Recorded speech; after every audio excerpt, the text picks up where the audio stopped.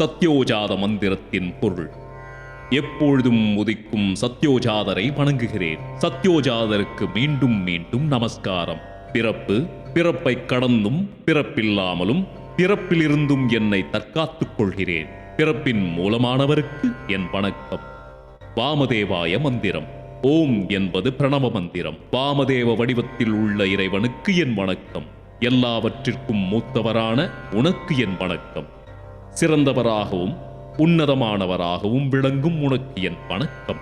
துக்கங்களை நீக்குபவரான உனக்கு என் வணக்கம். காலத்திற்கு அப்பாற்பட்டவரான உனக்கு என் வணக்கம். பல்வேறு மாற்றங்களையும் வடிவங்களையும் உருவாக்குபவரான உனக்கு என் வணக்கம். பல்வேறு ஆற்றல்களுக்கும் காரணமான உனக்கு என் வணக்கம்.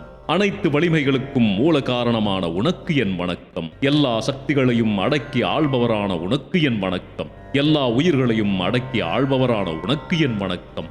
மனதிற்கு அப்பால் உள்ள நிலையில் இருப்பவரான உனக்கு என் வணக்கம். ருத்ரகாயத்ரியின் பொருள். ஓம் என்னும் பிரணவ ஒளியின் வடிவமாகிய அந்த தத்புருஷனை நாம் அறிவோமா? மகாதேவன் மீது நாம் தியானம் செய்வோமா?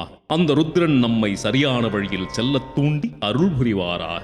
அகோர மந்திரத்தின் பொருள். சாந்தமான வடிவிலும் பயங்கரமான வடிவிலும் பயங்கரத்திலும் பயங்கரமான வடிவிலும் எல்லா தீமைகளையும் அழிக்கும் ரூபங்களாகவும் உள்ள ருத்ரனே, உனக்கு என்னுடைய வணக்கங்கள். நிரோத மந்திரம். அனைத்து ஞானங்களுக்கும் கலைகளுக்கும் தலைவனாகவும் அனைத்து உயிரினங்களுக்கும் உலகங்களுக்கெல்லாம் ஈஸ்வரனாகவும் பிரம்மாவிற்கும் வேதங்களுக்கும் உயர்ந்த ஞானத்திற்கும் தலைவனாகவும் இருப்பவன் ஈசானன். அந்த பரம்பொருளே சிவன். அவன் எனக்குள் இருந்து அருளட்டும். சதாசிவம் என்னும் நித்தியமான ஆனந்த நிலை என்னுள் எப்பொழுதும் நிலைத்திருக்கட்டும்.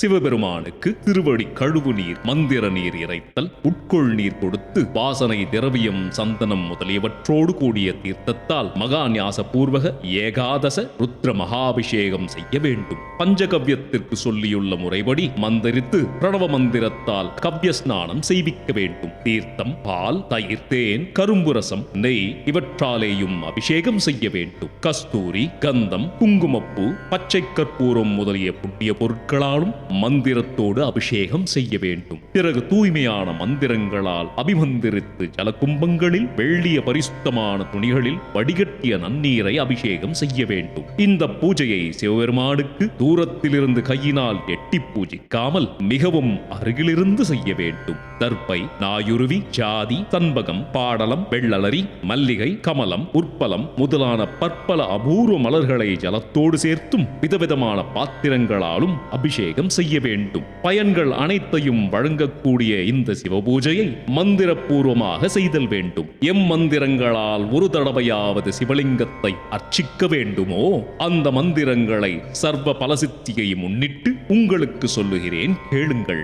சிவபூஜா மந்திரங்கள். பவமானாதி மந்திரங்களாலும் வாங்மீயக மந்திரத்தாலும் சூத்திர மந்திரத்தாலும் சுபமான ஸ்ரீ சூக்தத்தாலும் ரஜரி சூக்தத்தாலும் நிலருத்ரத்தாலும் மங்களகரமான சமகத்தாலும் பிரணவத்தாலும் அதர்வணவேத சிரஸ் என்னும் மந்திரத்தாலும் தச்சாந்தி மந்திரத்தாலும் பாருண்டத்தாலும் ஆரூணத்தாலும் உயர்வான சாமத்தாலும் தேவவிரதம் என்னும் சாமத்தாலும் ராந்தர மந்திரத்தாலும் புஷ்ப மந்திரத்தாலும் புருஷ சூக்தத்தாலும் நிருத்யுஞ்சய மந்திரத்தாலும் சிவ பஞ்சாட்சரத்தாலும் 1000 அல்லது 108 ரந்திரங்களுடைய பூர்ண கும்பங்களால் வேத மார்க்கங்களினாலாவது சிவநாமங்களாலாவது அபிஷேகம் செய்ய வேண்டும். பிறகு சிவபெருமானுக்கு சந்தனம், புஷ்பம் முதலியவற்றை சாற்றி பிரணவ மந்திரத்தால் முகவாசனைகள் கொடுக்க வேண்டும். பிறகு ஸ்படிகமயமாயும் நிஷ்கலமாயும் அக்ஷரமயமாயும் அனைத்துலகங்களுக்கும் காரணபூதமாயும் சகல லோக ஸ்வரூபமாயும் உத்தமமாயும் இந்திரன், பிரம்மன், விஷ்ணு, ருத்திரன் முதலான தேவர்களுக்கும் புலப்படாததாயும்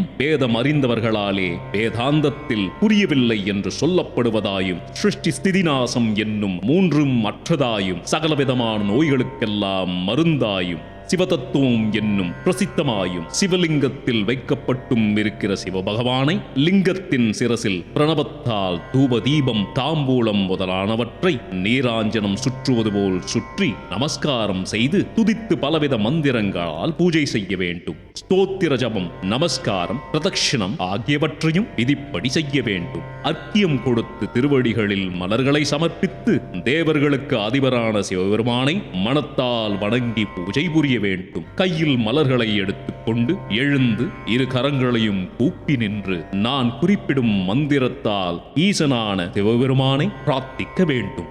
சுவாமி சங்கரா, என் அறியாமையாலோ அல்லது அறிவாலோ ஜபம், பூஜை முதலியவற்றை செய்திருந்தாலும் அவை திருவருளால் சித்திக்க வேண்டும் என்று சொல்லி அம்மலர்களை சிவபெருமான திருமுடியில் சேர்க்க வேண்டும். பிறகு மங்களாஸ்பதமான அநேக ஆசிர்வாதங்கள் செய்து பரமசிவன் மீது மார்ஜனம், அதாவது நீரால் புரோக்ஷணம் செய்து தன் அபராதங்களை பொறுத்தருள வேண்டும் என்று துதித்து கும்பிட வேண்டும். பிறகு எல்லா விதமான பாவத்தோடு கூடியவனாக நினைத்து மீண்டும் துதிக்க வேண்டும். பிறவிகள் தோறும் எனக்கு சிவபெருமானிடம் பக்தி இருந்து வர வேண்டும், சிவபக்தி இருக்க வேண்டும், சிவபெருமானிடம் பக்தி இருந்தே ஆக வேண்டும், எனக்கு வேறு ரக்ஷணம் இல்லை, நீயே ரக்ஷணம் என்று இவ்வாறு சர்வ சக்தியையும் கொடுக்கும் மகேஸ்வரனை பிரார்த்தனை செய்து பக்தியுடன் வாத்திய நாதங்களாலும் வழிபட வேண்டும். பிறகு பரிவாரங்களோடு சேர்ந்து சங்கர பகவானை வணங்கி தொழுதுவிட்டு மகிழ்ச்சியுடையவனாய் சுகமாக தன் வேலைகளை துவங்கலாம். இவ்வாறு தினந்தோறும் எவன் சிவபக்தியுடையவனாக சிவ பூஜை செய்கிறானோ அவனுக்கு அடிக்கடி எல்லா விதமான நற்பயன்களும் உண்டாகும்.